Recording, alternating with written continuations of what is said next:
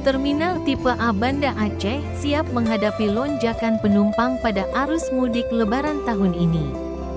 Segala sarana prasarana terminal termasuk armada bis antar kota antar provinsi atau AKAP telah dipersiapkan.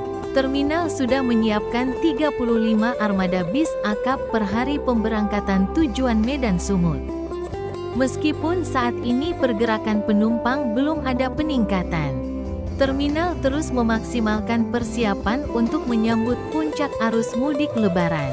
Kepala UPTD Terminal Tipe A Banda Aceh, Abrar mengatakan, lonjakan penumpang diperkirakan terjadi pada 7 hari sampai 3 hari sebelum perayaan Idul Fitri.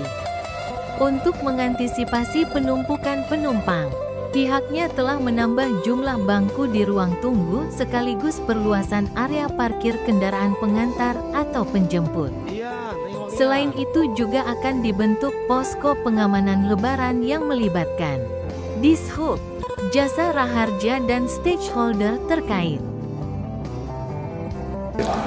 Kami siapkan 35 bis per hari perberangkatan tujuan Medan. Ya, sedangkan pada sisi prasarana terminal, kami telah melakukan perluasan area parkir bagi pengantar dan penjemput. Ya. Musola, kami tambahkan juga kursi roda, plus pelayanan informasi dan ruang tunggu VIP penumpang. Yang tidak kalah penting menurut Abrar adalah mudik gratis.